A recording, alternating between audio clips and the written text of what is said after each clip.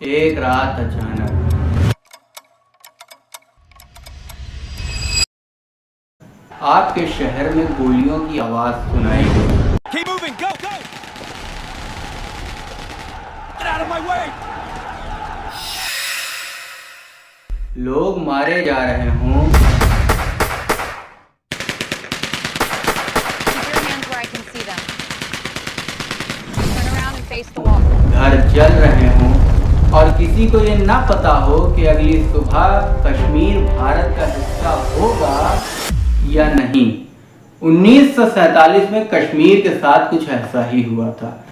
एक तरफ नया नया पाकिस्तान बना था, दूसरी तरफ इंडिया था और इन दोनों के बीच में फंसा हुआ था कश्मीर। और यहाँ सबसे शॉकिंग बात यह है कि जो कश्मीर था वो ऑफिशियली ना ही इंडिया का हिस्सा था और ना ही पाकिस्तान का। और इसी कंफ्यूजन ने आने वाले 75 सालों के अंदर साउथ एशिया में एक डेंजरस कॉन्फ्लिक्ट को जन्म दिया। इंशाअल्लाह कश्मीर दरवाजा होगा। और viewers, can you briefly explain what happened? there was a terrorist attack. Pakistani कौम नहीं देख रही, इसको कश्मीरी देख रहे, इसे दुनिया देख रही है। If we can just go back a little bit to why we are at this situation today. Since the mid-20th century, when Britain drew a became sovereign successor states to the British Raj through an incredibly bloody. History के अंदर जब हम कश्मीर की history को देखते हैं तो हमें कल्हड़ की लिखी राज तरंगिणी बुक मिलती है जिसमें गोनंद फर्स्ट का नाम मिलता है। गोनंद फर्स्ट वो व्यक्ति था जिसने गोनंद वंश की स्थापना की थी।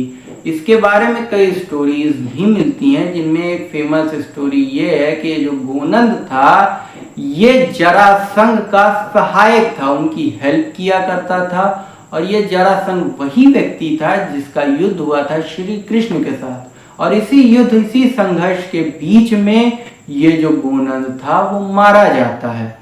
लेकिन उस टाइम पे मैथोलॉजीज और रियल इंसिडेंट्स का मिक्सचर था, इसलिए इस स्टोरी को वेरीफाई करना थोड़ा सा मुश्किल है।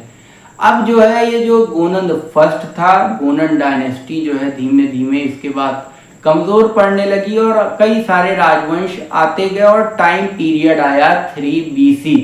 3 BC के अंदर जो चंद्रगुप्त मौर्य थे उनके दिल में एक इच्छा थी कि हम कश्मीर पर कंट्रोल करें और इसी इच्छा को पूरा किया उनके पोते अशोक ने।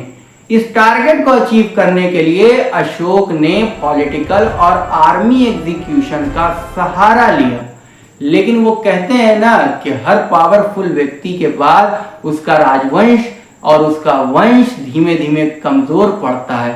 यही कुछ हुआ मौर्यों के साथ भी। मौर्य साम्राज्य जो था अशोक के बाद धीमा पड़ता गया, कमजोर पड़ता गया और बैकग्राउंड में कुषाण वंश मजबूत होता गया। और कुषाण वंश जो है सबसे शक्तिशाली, सबसे पीक अपने टाइम पे कनिष्क के टाइम पे पहुंचा था। कनिष्क के टाइम पे जो हमारा कश्मीर था, कश्मीर के अंदर कश्मीर एक रिलीजियस और कल्चरल सेंटर बना हुआ था और यहाँ पे बौद्ध विचारधारा का भी जन्म हमें देखने के लिए मिलता है। और कनिष्क के बाद भी जो ये राजवंश था, ये कनिष्क का कुषाण वंश था, वो डाउन पड़ रहा था, जिसकी सबसे बड़ी वजह इंटरनल थी। इंटरनल वजह में आप ये जानिए कि जो कश्मीर का एरिया था वो कश्मीर का एरिया अफगानिस्तान और पंजाब के जो है बॉर्डर तक लग रहा था। तो पंजाब और अब जो है अफगानिस्तान तक लगने की वजह से एरिया काफी बड़ा हो जा रहा था, जिसकी वजह से कम्युनिकेशन मुश्किल हो रही थी, आर्मी एग्जीक्यूशन, आर्मी के साथ संवाद ये भी मुश्किल हो रहा था और प्रशासनिक चीजों से भी जो है कंट्रोल इन लोग का, कुषाणों का कम होता जा रहा था। ये तो इंटरनल वजह थी। लेकिन साथ ही साथ बैकग्राउंड में भी कुछ चीजें चल रही थी। जैसे इंडिया के अंदर गुप्त पावरफुल होते जा रहे थे, ईरान के अंदर पावरफुल होते जा रहे थे ससानी लोग, और यहाँ से क्रिएट हो रहा था कश्मीर में एक पावर वैक्यूम, जहां से इस पावर वैक्यूम, इस कमजोरी का कुषाणों की फायदा उठाता है दुर्लभ वर्मन। दुर्लभ वर्मन जो था ये एक लोकल ऑफिसर था। इसका जो है ताल्लुक काफी पावरफुल कुल के साथ था और इसी ने कश्मीर में करकोट राजवंश की स्थापना की।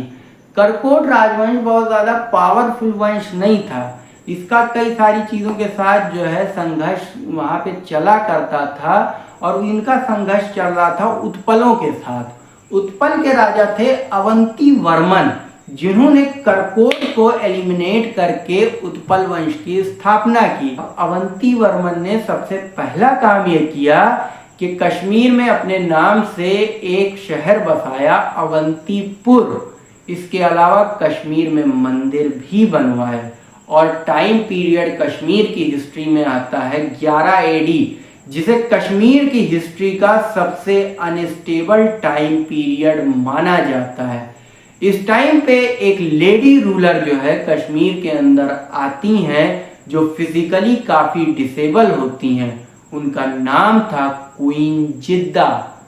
क्वीन जिद्दा को हमेशा एक डर बना रहता था कि उनका जो है मार के कोई रूलर ना बन जाए, और इसी डर की वजह से जिद्दा ने क्या किया, अपने जितने अपोनेंट्स थे उनको एलिमिनेट करने का काम स्टार्ट कर दिया। इसमें उनके कई दरबारी भी मारे गए, लेकिन इसके बाद हुआ क्या कि पावर स्ट्रक्चर जो था वो जिद्दा के हाथ के अंदर आ गया। अब सारी चीज़ें जिद्दा के कंट्रोल में थी, लेकिन इसके साथ एक चीज़ काफ़ी ख़राब भी हुई थी कि दरबारियों के साथ एलिमिनेट होने के साथ इनके कुछ रिलेटिव भी इस संघर्ष के अंदर, इस एलिमिनेशन के अंदर मारे गए थे। अब जिद्दा की जो डेथ थी वो 1003 के अंदर नेचुरल वजहों से हो गई। जिद्दा के बाद रूलर बनता है जिद्दा का भतीजा। ये वही टाइम पीरियड था जब कश्मीर के अंदर महमूद गजनी आक्रमण करना स्टार्ट कर देता है। इन अटैक्स के अंदर जो महमूद गजनी था वो कभी सक्सेस को हासिल नहीं कर पाया था, और इसके बाद कई सारे राजवंश आते गए जिनका जो है संबंध कश्मीर कॉन्फ्लिक्ट से नहीं है, तो हम यहाँ पे डिस्कस नहीं करेंगे, और हम सीधे चलेंगे 1752 में। 1752, अब यहाँ से असली कश्मीर कॉन्फ्लिक्ट की शुरुआत होगी। 1752 के अंदर अफगानी शासक अहमद शाह दुर्रानी आता है, जो अफगान राजवंश की स्थापना कश्मीर में करता है। अहमद शाह दुर्रानी के टाइम पे जो कश्मीर था वो काफ़ी पावरफुल तो था, लेकिन जो टैक्स सिस्टम था वो बहुत भारी था। जनता इनसे खुश बिल्कुल भी नहीं थी, अहमद शाह दुर्रानी और अफगानी शासकों से, इसीलिए 70 साल से ज़्यादा ये शासन चला नहीं। इसके बाद जो है इन लोग को हरा के जो है रूल में आ गए थे सिख में भी राजा रणजीत सिंह जो थे वो 20 साल से ज़्यादा जो है रूल नहीं कर पाए। 20 साल के बाद उनकी डेथ हो गई। लेकिन सिखों में जब राजा रणजीत सिंह की डेथ हुई थी, राजा रणजीत सिंह की डेथ के बाद सिखों में भी पावर वैक्यूम आया, सिख भी कमज़ोर पड़ने लगे, और इस कमज़ोरी का फ़ायदा आप ब्रिटिशर्स उठा लेते हैं। ठीक है, ब्रिटिशर्स क्या करते हैं, साल आता है 1845-46, इसमें ब्रिटिशर्स और सिखों के बीच एंग्लो सिख वॉर होती है। अब इस एंग्लो सिख वॉर के अंदर एक नाम सामने आता है जम्मू के रूलर गुलाब सिंह का। गुलाब सिंह को माना जाता है ये प्रैक्टिकली और पॉलिटिकली काफ़ी स्ट्रॉन्ग और काफ़ी स्मार्ट बंदा था। ये बंदा जो पहले सिख के साथ अलायंस में रहा करता था, जब ये जो है वॉर होती है, बैटल होती है इनके साथ, इस बैटल के अंदर ये ब्रिटिशर्स के कनेक्शन में भी आता है। होता क्या है कि सिख जो होते हैं वो सिख जो है वॉर को हार जाते हैं ब्रिटिशर्स से, और ब्रिटिशर्स जीत जाते हैं। अब ब्रिटिशर्स जैसे ही जीते तो उन्होंने एक चीज़ जो है कश्मीर में नोटिस की कि कश्मीर का जो एरिया है वो भाई काफ़ी बड़ा एरिया है, और दूसरी चीज़ कश्मीर में ये है कि यहाँ पे काफ़ी पहाड़ियाँ हैं, तो ब्रिटिशर्स जो है यहाँ पे डायरेक्ट रूल नहीं करना चाहते थे। तो क्या किया जाए, तो यहाँ पे ब्रिटिशर्स ने गुलाब सिंह को क्या किया कि रूलर यहाँ का बना दिया।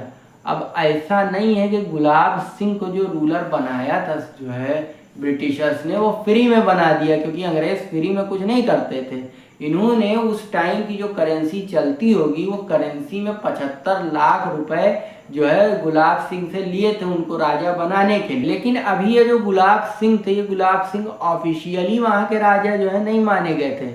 अब टाइम आता है 16 मार्च 1846। 16 मार्च 1846 को गुलाब सिंह को जो है ऑफिशियली ब्रिटिशर्स कश्मीर का रूलर मान लेते हैं, और ये कहलाती है treaty of Amritsar. Treaty of Amritsar का लॉन्ग टर्म इफेक्ट आज तक हमें दिखाई देता है। अब हम लोग बात कर लेते हैं कि उस टाइम पे कश्मीर में कौन कौन से एरिया शामिल थे। तो जम्मू कश्मीर, लद्दाख और पाकिस्तान का गिलगिट बाल्टिस्तान, ये 4 एरिया कश्मीर के अंदर आते थे। ये काफ़ी बड़ा एरिया कहलाता था। और ये जो राजा गुलाब सिंह थे, ये राजा गुलाब सिंह का जो संबंध था वो डोगरा राजवंश से था। अब ये जो राजवंश था ये जो है मुस्लिम बाहुल्य क्षेत्र जो कश्मीर का था वहाँ पे रूल करना स्टार्ट कर देता है। वहाँ पे भारी टैक्स लगाता है, स्ट्रॉन्ग पावर, स्ट्रॉन्ग लॉज लगा देता है, जिसकी वजह से वहाँ के जो मुस्लिम पॉपुलेशन होता है उसको लगने लगता है कि उनका एडमिनिस्ट्रेशन जो है, उस एडमिनिस्ट्रेशन यानी प्रशासन ऑफिस वगैरह में उनकी पावर कम होती जा रही है, इकोनॉमिकल कंडीशन काफ़ी वीक होती जा रही है और यहाँ से वहाँ मुस्लिमों की शिकायत बढ़ जाती है। और ये मुस्लिमों की शिकायत सिर्फ मुस्लिमों तक ही सीमित नहीं थी कि उन्हें गवर्नमेंट जॉब्स में इन्फ्लुएंस कम हो रहा है या किसानों को राइट्स नहीं मिल रहे हैं। ये सारी शिकायतों तो थी ही। और साल आ जाता है इसी शिकायतों के साथ 1930 का। राजा बनते हैं गुलाब सिंह के बाद हरी सिंह। हरी सिंह के राजा बनने के ठीक अगले साल श्रीनगर में प्रोटेस्ट स्टार्ट हो जाते हैं और इन प्रोटेस्ट के बीच में एक लीडर का नाम सामने आता है जिन्हें लोग कहते हैं शेख अब्दुल्ला। शेख अब्दुल्ला एक एजुकेटेड लीडर थे जिन्होंने डेमोक्रेटिक रिप्रेजेंटेशन की और पॉलिटिकल राइट्स की मांग उठाई। साल 1932 में आल जम्मू एंड मुस्लिम कॉन्फ्रेंस जो शेख अब्दुल्ला की लीडरशिप के अंदर चल रही थी, इस मुस्लिम कॉन्फ्रेंस का नाम बदल के नेशनल कॉन्फ्रेंस कर दिया। अब होता क्या है कि हरी सिंह और शेख अब्दुल्ला के बीच में टेंशन चला करती है और इसी टेंशन की वजह से जो हरी सिंह थे वो चाहते थे कि जो रॉयल अथॉरिटी उनकी है वो मेंटेन रहे। वहीं पे जो शेख अब्दुल्ला थे वो जो है डेमोक्रेटिक रिप्रेजेंटेशन और पॉलिटिकल राइट्स की बात किया करते थे। इसी वजह से इनके बीच में टेंशन चला करती थी। और साल आता है 1944। 1944 में शेख अब्दुल्ला और नेशनल कॉन्फ्रेंस मिलके नया कश्मीर वर्जन पेश करता है जिससे इस मोनार्की को पूरी तरह से निकाल फेंकने की और डेमोक्रेटिक इलेक्शंस की, इसके साथ ही साथ वुमेन्स के, लेबर्स के, किसानों के, इन सबके राइट्स की बात इस नए कश्मीर वर्जन के अंदर की गई। जो नया कश्मीर वर्जन था इसमें जम्मू कश्मीर, लद्दाख और गिलगिट बाल्टिस्तान का एरिया शामिल था। इस नया कश्मीर वर्जन से जो राजा हरी सिंह थे वो काफ़ी डर जाते हैं और राजा हरी सिंह डर जाते हैं। यहीं पे 1946 में क्विट कश्मीर मूवमेंट शेख अब्दुल्ला लेके आते हैं जिन्हें राजा हरी सिंह की गवर्नमेंट गिरफ्तार कर लेती है। ये तो इंटरनल चीज़ें कश्मीर में चल रही थी, लेकिन बैकग्राउंड के अंदर आप जानते हैं कि पाकिस्तान की मांग भी तेज़ हो गई थी। तो अब राजा हरी सिंह के पास 2 ऑप्शन थे, या तो राजा हरी सिंह जो है इंडिया के साथ जाएं और नहीं तो राजा हरी सिंह जो है पाकिस्तान के साथ जाएं। राजा हरी सिंह ने दोनों ऑप्शन को छोड़ना बेटर समझा और इसकी जगह एक नया ऑप्शन लेके आए इंडिपेंडेंट रहने का, जो उनके ऊपर भारी पड़ा। जो पाकिस्तान था वो लगातार उनके ऊपर प्रेशर बनाता गया और उन्होंने क्या किया पाकिस्तान ने कि ट्राइबल फाइटर्स कश्मीर के अंदर, जम्मू के अंदर उतार दिए, जिन्होंने जम्मू में डर, पैनिक और वायलेंस फैलाना शुरू किया। ये डेंजर जो है श्रीनगर तक जो है फैलता जा रहा था। तो हरी सिंह जो थे ये पैनिक कर जाते हैं और इंडिया से ये मदद मांगते हैं। इंडिया कहता है कि मिलिट्री इंटरवेंशन तो इंडिया करेगा लेकिन तब तक नहीं करेगा जब तक राजा हरी सिंह ऑफिशियली इंडिया को ज्वाइन ना कर ले। और राजा हरी सिंह जो है इंस्ट्रूमेंट ऑफ एसोसिएशन जो है साइन कर देते हैं। इसके तहत जो कश्मीर होता है वो हिंदुस्तान का हिस्सा बन जाता है ऑफिशियली तरीके से। अब होता क्या है कि 22 अक्टूबर 1947 को इंडिया पाकिस्तान के बीच में वॉर स्टार्ट हो जाती है और इस वॉर के तहत होता ये है कि जो यूएन होता है वो इस वॉर के अंदर इंटरवेंशन करता है, दोनों सेनाएं के बीच में सीज फायर लाइन खींच देता है और यहाँ से कश्मीर के 2 टुकड़े हो जाते हैं, एक पाकिस्तान को मिलता है और एक होता है पीओके। अब पाकिस्तान का कहना यह है कि जो मुस्लिम मेजॉरिटी कश्मीर है वो पाकिस्तान का हिस्सा है और वहीं पे इंडिया का कहना है कि जो राजा हरी सिंह थे, वो हरी सिंह जो है कश्मीर ऑफिशियली इंडिया के साथ जुड़ा था, राजा हरी सिंह जुड़े थे, इसलिए कश्मीर पूरा का पूरा इंडिया का हिस्सा है, जो पॉइंट वैलिड भी लगता है। उम्मीद है वीडियो आपको पसंद आया होगा। वीडियो अच्छा लगा तो वीडियो को लाइक करें, सब्सक्राइब करें, और भैया लोग सब्सक्राइब करना तो भूलें मत।